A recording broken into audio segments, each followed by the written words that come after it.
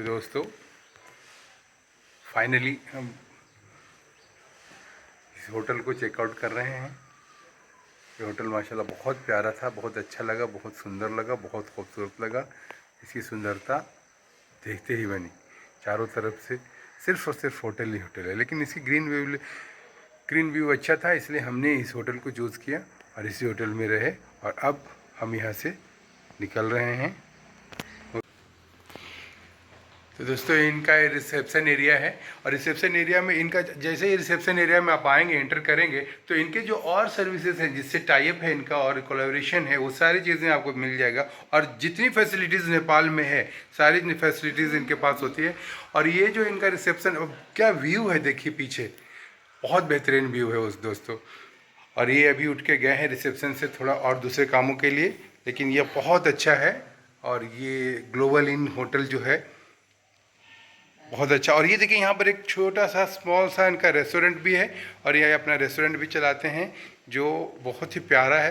प्यारा इसलिए है कि इसके साथ ही तुरंत बगल में गार्डन है और ये गार्डन एरिया से के साथ में कभी भी कोई भी इंसान खाना पीना पसंद करता है। तो दोस्तों अब ये फाइनल डेस्टिनेशन है मेरा पोखरा का, और इस पोखरा से अब हम लोग फाइनल डेस्टिनेशन आगे की तरफ बढ़ेंगे। तो आपको इस होटल के आगे का व्यू दिखा देता हूँ मैं आपको।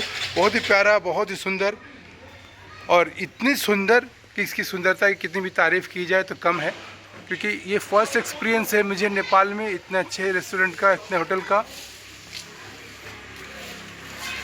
तो दोस्तों इसके साथ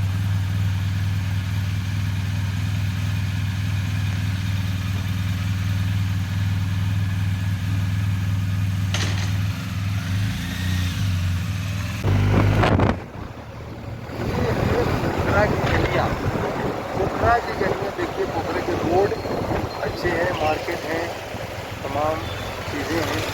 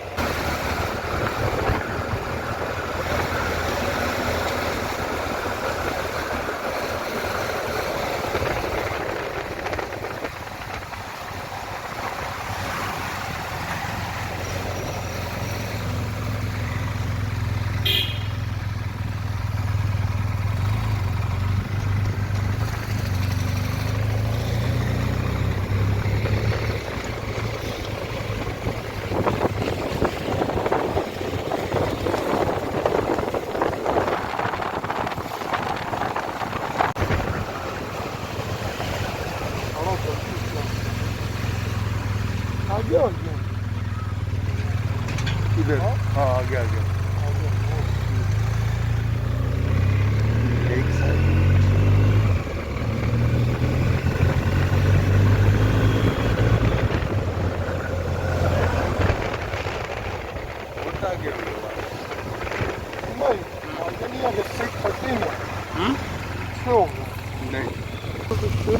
तो डियर, ये जो पोखरा से काठमांडू जाने के क्रम में ये जो आपको रोड दिखा रहा हूँ, ये सारी वादियाँ दिखा रहा हूँ, पहाड़ी दिखा रहा हूँ और सब दोस्त ये रोड तो लगता है शायद ये बना रहे हैं, ऐसा लग रहा है। लेकिन बरसात जब हो रही है, बारिश हो रही है, पानी का मौसम है, सावन का मौसम है, उस टाइम पे नेपाल थोड़ा सा अवॉइड करना चाहिए। इसलिए अवॉइड करना चाहिए कि जगह जगह सब जगह सब जगह पे रोड बहुत खराब है। देखिए यहाँ आपको मान के चलो कम से कम 70-80 किलोमीटर रोड इसी तरह से हमें मिला है और इस रोड में मिला है, और मैं दिखा नहीं सकता इतना ज़्यादा रोड था। तो दोस्तों जिस तरह से यहाँ जाना आना कितना जोखिम भरा एकदम टोटल फुल पैकेज है एडवेंचर का। ये जो जितना भी है ना, इसका जो है एडवेंचर, जितना भी एडवेंचर के लिए आप जो भी सोच सकते हैं वो सब इसमें है, सब यहाँ है नेपाल में।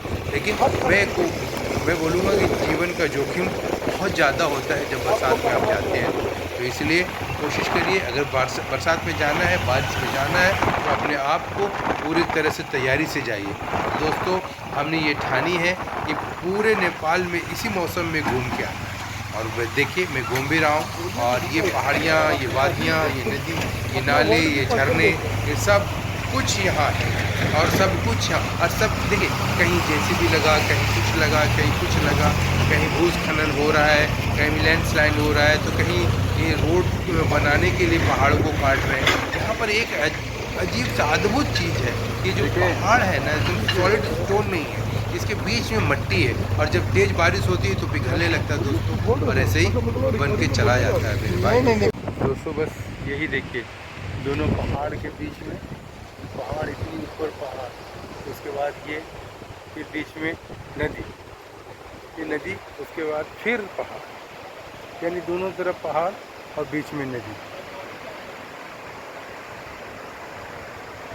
है ना, कितना रमणीय। और बीच में ये जो पुल है देखिए, केबल पुल, तो लेके जाके वहाँ जोड़ करके फिर वहाँ से जाके फिर वहाँ निकालना, तो बहुत ही रमणीय है उसका, बहुत ही रमणीय, इतना सुंदर, इतना खूबसूरत नज़ारा शायद ही आपको कहीं मिलेगा पूरी दुनिया में। बहुत एक्चुअली जो नेपाल है ना, नेपाल नदियों और पहाड़ के लिए ही जाना जाता है। चलिए बाय। तो दोस्तों है ना पूरा रोमांच से भरा ये नेपाल का सफ़र, और कितने देखिए कितने ख़तरनाक, कितने डेंजर रास्ते हैं। आपको जब कैमरा पकड़ रहे हैं तो भी कैमरा भी घूम जा रहा है, समझ में नहीं आ रहा कैमरा किस एंगल से पकड़ो। अगर इस एंगल से पकड़ूँ तो इधर दिखता है, इधर छूट जाता है, इस एंगल से पकड़ूँ तो इधर छूट जाता है, कैमरामैन को पकड़ता हूँ तो ऐसे रह जाता है। क्या बात, देखो ये एडवेंचर है, इसे एडवेंचर कहते हैं। एडवेंचर की दुनिया का बेताज बादशाह नेपाल।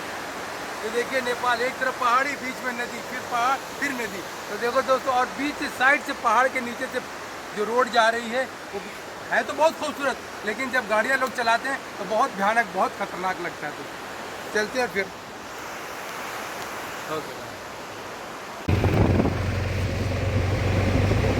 तो दोस्तों देखिए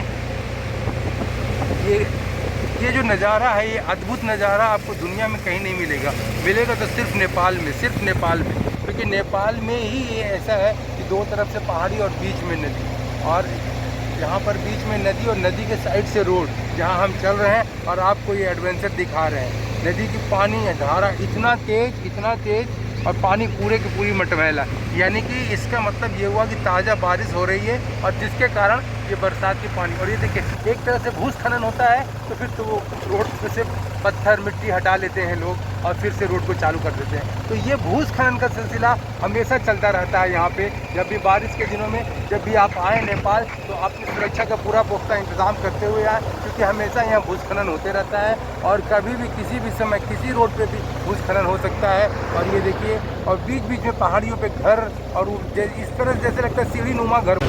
तो हवा के भी तेज़ रफ्तार से हमारी सफ़र शुरू हो गई है, और ये देखिए हवा की भी आवाज़ आएगी और हमारी भी आवाज़ आएगी, लेकिन मैं कोशिश करूँगा कि हवाओं से ज़्यादा मेरी आवाज़ आए और आपको मिले, क्योंकि एकदम पहाड़ के कोने से, पहाड़ के बीच से, नदी के किनारे से आप तक जा रहा हूँ, ये रास्ते को सफ़र कर रहा हूँ। ये देखिए कितना रमणीय ब्रिज है, कितना सुंदर ब्रिज है, और कितना अच्छा आज लगता होगा ब्रिज जिस समय उस ब्रिज से क्रॉस करते हुए, क्योंकि मैं तो उस साथ जा नहीं सकता, मेरा रास्ता सीधा है और मैं सीधे चलते चला जाऊँगा, क्योंकि अगर मैं यहाँ वहाँ कहीं भटका तो शाम से पहले मैं नहीं पहुँच पाऊँगा काठमांडू, और मुझे शाम से पहले काठमांडू पहुँचना है, क्योंकि ये जो शहर है, इलाका है, ये कंट्री है, ये देश है, ये हमारे लिए अजनबी है, क्योंकि हम बहुत ज़्यादा जानते नहीं, हमें दिन में ये सफ़र तय करना होगा और दिन तक में ही हमें चलते हुए चलना होगा। देखिए क्योंकि मेरे ड्राइवर भी कह रहे हैं जो कि देखिए अब लगता है कि मुश्किलों का हमारा इम्तिहान अब शुरू हो रहा है, क्योंकि ये रास्ते जिस तरह से हैं, अब काठमांडू बहुत नज़दीक है, बहुत ज़्यादा दूर नहीं है,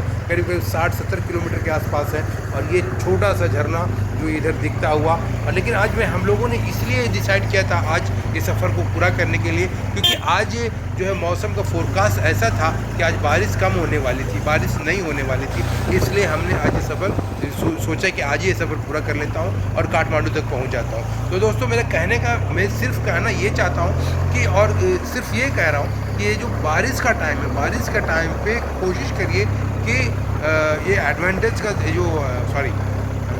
एडवेंचर जो है उसे कम कर दें या रोक दें, या आप कभी भी जाना है तो बारिश के बाद ही नेपाल जाए। लेकिन अब मैं नेपाल की कुछ खूबियों के बारे में बताना जा रहा हूँ, इसकी जो विशेषता है उसके बारे में बताना जा रहा हूँ। आप तो वैसे ही स्क्रीन पे देख रहे हैं कि कितना रास्ता टेढ़ा घुमाव, पहाड़ियों से ऊपर नीचे खतरनाक रास्ते और सब चीज़ें जो है आपको मिल रहे हैं, देख रहे हैं। और ये जो रास्ता है ना दोस्त, क्वार्टर नील रोड है। जो रोड है ना, क्वार्टर नील रोड है, एकदम पहाड़ के किनारे से एकदम ऐसे छोटा सा नाखून के एकदम छोटा हिस्से के जैसा ये रोड है। और रोड पे बहुत ही ये तो है तो जोखिम भरा, लेकिन फिर भी चलना है, जाना है, करना है। हम तो शौक से जा रहे हैं, यानी घूमने जा रहे हैं। हालांकि घूमने नहीं है, मेरे सेमिनार है, सेमिनार दोनों जो पोखरा और काठमांडू दोनों में है, लेकिन मैं कुछ कॉपीराइट्स की वजह से मैं सेमिनार की चीज़ें आपको अपलोड नहीं कर सकता। इसलिए मैं ये सीन को ही दिखाता हूँ आपको, अपने सफ़र के बारे में बताता हूँ और ये सब चीज़ें चलते रह रही है दोस्तों। तो मेरी आवाज़ कभी कभी अगर रुक जा रही है तो समझिए कि इससे मैं बोल रहा हूँ, लेकिन ये हवाएं और ये तूफ़ान, ये गाड़ी की स्पीड और ये जो गड्ढे है रोड का, ये हमारी आवाज़ को रोक रहा है और कर रहा है। तो देखिए, जो पहाड़ी के बीच बीच में एक कोई झोपड़ी, कोई घर आपको मिल जाएगा, ऊपर से जो है एकदम बादल नज़र आता हुआ, और जो बादल अलग लगता है अब बरस जाएगा कि तब बरस जाएगा। और दोनों तरफ जो पहाड़ी है, जिस पहाड़ी के बगल बगल से हम लोग जा रहे हैं, तो उस पहाड़ी पे भी हर जगह खेती हो रही है। यानी कि यहाँ के लोग भी बहुत मेहनती हैं, ऊपर जा कर के दूर दराज, क्योंकि जब ये पहाड़ पे चलते होंगे, ऊपर रहते होंगे, तो कई तरह के जीव जंतु मिलते होंगे, सांप मिलता होगा, बिच्छू मिलता होगा और कुछ भी होता होगा, लेकिन उन सब बाधाओं को पार करते हुए जाते हैं और वहाँ खेती करते हैं। और ये लगता है कि ये रोड बनाने के लिए ये पहाड़ को काट रहे हैं। लेकिन एक बात में समझ में नहीं आ रहा क्या है कि इंजीनियर किस तरह से काम कर रहे हैं, क्योंकि ये जो सॉलिड स्टोन नहीं है। अब देखिए, मैं दिखाने की कोशिश कर रहा हूँ कि ये सॉलिड स्टोन नहीं है, इसमें जो स्टोन के साथ मिट्टी मिली हुई है। तो जो ही बारिश होगा, जो बरसात होगा, तो मिट्टी पिघलेगा और मिट्टी पिघलने के बाद फिर रोड पर आ जाएगा। तो खैर, जो भी है, इनका क्या इरादा है, किस तरह से बनाना चाहते हैं, इनको पता होगा, इनके इंजीनियर्स को पता होगा। हमें क्या पता है, हम तो सैलानी है, हम आते हैं खूबसूरती देखने के लिए, इन जगहों को देखने के लिए और इनका आनंद उठाने के लिए। और मैं ये वीडियो भी हम अपने सारे लोगों को जो हमसे जुड़े हुए हैं और जो हमें फिर से सब्सक्राइब करने वाले हैं, उन सब लोगों के लिए ये वीडियो मैं बना रहा हूँ और चीज़ें दिखा रहा हूँ। लेकिन देखिए दोस्त, इसमें कुछ फल के भी जो वृक्ष हैं, जैसे केला, बनाने का भी वृक्ष कहीं कहीं पर मैंने देखा, बनाना का जो पेड़ है उसे भी मैंने देखा, कहीं कहीं अमरूद का पेड़ है, कहीं और इसी तरह का पेड़ है, और ज़्यादा कुछ ये नहीं है, लेकिन कुछ न कुछ तो है। तो दोस्तों, ये सफ़र के लिए अभी तक के लिए इतना ही।